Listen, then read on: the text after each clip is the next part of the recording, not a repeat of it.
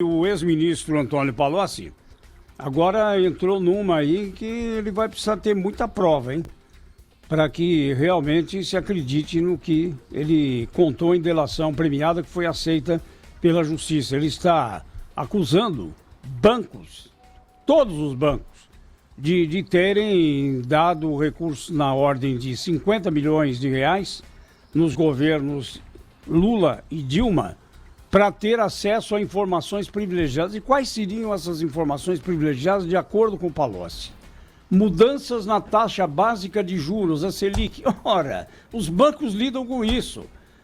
Até a busca de apoio do governo na defesa dos seus interesses e de seus acionistas.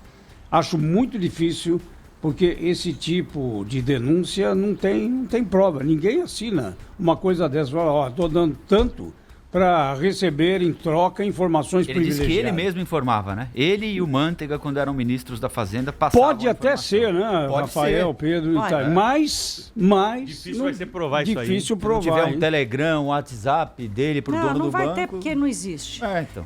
O Palocci viajou nessa, primeiro pelo seguinte...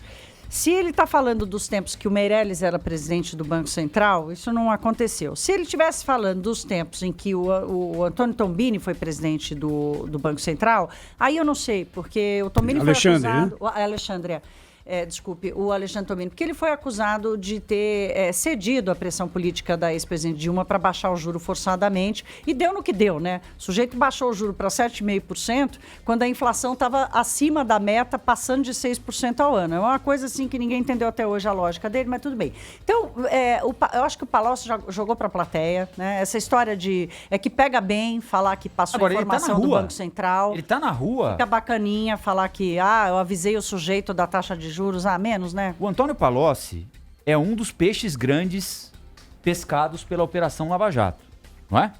Ele tá ali no nível de um Sérgio Cabral, um homem importantíssimo, ministro da Fazenda, coordenador de campanha eleitoral, presidente do PT, ministro-chefe da Casa Civil, não é qualquer um, não é?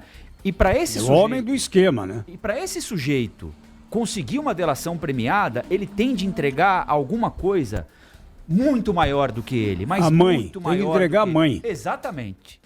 E ele não entregou até agora alguma coisa que se sustente.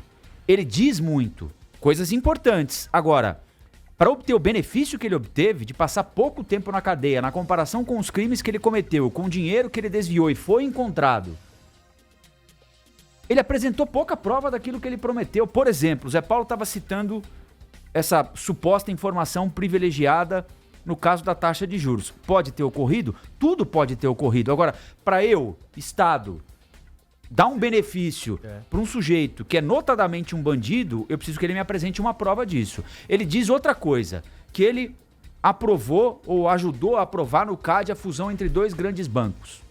E que isso teria rendido uma doação eleitoral para o Partido dos Trabalhadores. Aí você pega a doação eleitoral existiu. Mas você vincula essa doação eleitoral a um suposto caso de corrupção. Pois bem, pode ser?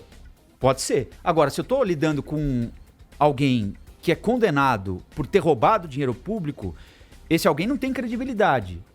Ele tem de suprir a falta de credibilidade como? Me dando provas. E eu não posso, simplesmente pela conversa, dar a ele o benefício de ir para casa depois de ter roubado tanto dinheiro, jogando denúncias ao vento sem prová-las, porque por enquanto não há prova do que o Palocci falou. E com isso só reforça a defesa do ex-presidente Lula, né? Que já desde o começo vem dizendo isso, né? Que ele inventou. Não, reforça, porque não tem prova. O problema é que parece que a justiça pegou leve aí, o Ministério Público pegaram leve com o Palocci, porque ele é o primeiro. Foi a Polícia Federal, né? A Polícia Federal. Isso é outra coisa estranha, Pedro. Só te cortando aqui, mas que você lembrou é importante. Que o não Ministério queria assinar, Público Federal não quis assinar a delação com o Antônio Palocci. E tem o Ministério Público Federal de Curitiba e tem o Ministério Público Federal de São Paulo. Lembra? Até entre os ministérios públicos teve briga, esse né? tipo de interpretação, se deveriam ou não assinar o acordo de delação premiada. Mas me parece, Rafael, que pegaram leve ali, porque o Palocci é o primeiro do núcleo político, assim... Que resolve falar. Entendeu? É errado. Não se pode... Tem que se analisar friamente ali o sujeito e saber quais são as provas que ele tem para apresentar. E outra, antes de dar o benefício, tem que falar para ele, ó, dá a prova aqui. É a mesma coisa que o do sujeito lá que você vai emprestar um dinheiro pra ele, ó, qual a garantia que você vai me dar? Claro. Né? Tá aqui, ó, meu Então, mas apartamento. muito do que ele falou sobre o ex-presidente Lula também não tem prova. Então agora, nessa denúncia Tem o contra depoimento os de um bancos, motorista, né? também vai valer para a defesa do ex-presidente Lula, sem dúvida. Ô Zé Paulo, eu vou falar uma coisa para você. Para um grande banco, se um grande banco souber qual vai ser a decisão sobre a taxa de juros, o ganho dele poderia chegar a bilhões, dezenas de bilhões de reais. Aí o Palocci vai e diz que por essa informação o banco doou R$1 milhão.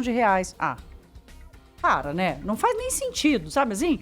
Eu te dou um negócio que vale 30 bilhões e você me devolve 1 milhão. Agora... Se for para fazer corrupção, então faz direito, né? Pelo menos conta, dá uma... E esse caso, viu, Thaís, nos faz negócio. analisar o Instituto da Delação Premiada, sabe? É mais uma vez que a gente tem de cobrar aqui uma revisão da forma como a delação premiada está sendo usada no Brasil. No Primeira Hora, o professor Marco Antônio Villa lembrou o caso interessante também do Sérgio Machado, que virou réu, né, na Lava Jato ontem, ex-presidente da Transpetro, junto com o ex-senador Romero Jucá.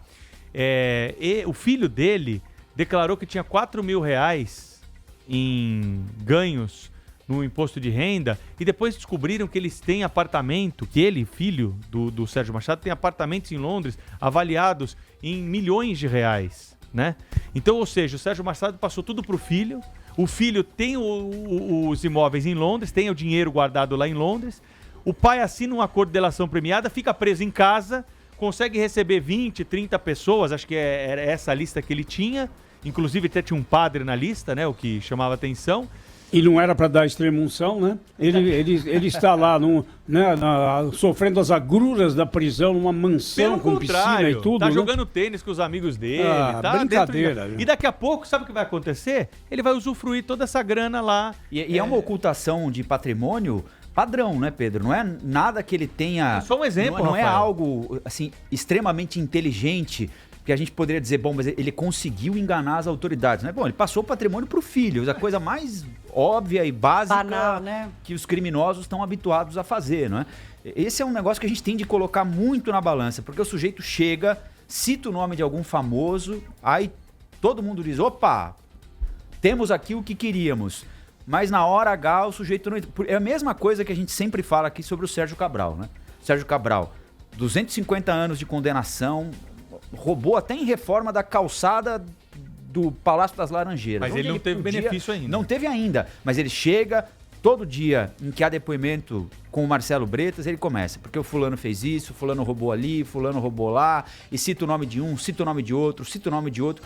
Eu não duvido que em algum momento o Sérgio Cabral, que ele vai precisar de muita coisa, né? Porque 250 anos, né? Mas eu não duvido que em algum momento o Sérgio Cabral comece a se beneficiar disso. E ele é dos peixes grandes. Esses caras têm de entregar gente maior do que eles, menor. Eu não sei se eles merecem. Agora, sabe o que eu tô lembrando aqui? Vocês lembram do envolvimento do Palocci com a história do caseiro, né? Francenildo. Do Francenildo, que até hoje, coitado, até hoje esse rapaz sofre por causa desse negócio, né? O cara quebra o sigilo bancário do Francenildo, passa a informação para a imprensa de, olha aqui, ó, o cara recebeu para falar mal do Palocci, né? Aliás, ele caiu por causa disso, ele... diretor-presidente da Caixa, ministro de comunicação, foi uma leva geral que caiu do governo do PT do governo Lula por causa dessa história, né? Então, o cara já mentiu lá atrás, né? Ele já se apropriou de uma informação sem nem se preocupar. A gente está falando aqui do COAF, o cara realmente tinha recebido uma herança, né? Como é que o cara vai se envolver num negócio tão grave como esse, né? E achar que 20 mil reais estava na conta do rapaz e ia pagar para denunciá-lo, né? Então, assim, tem que ter cuidado com as coisas. Eu concordo com o Rafael, o Palocci é grande, ele tem muita coisa, ele pode esclarecer muita coisa, mas tem que estar preto no branco.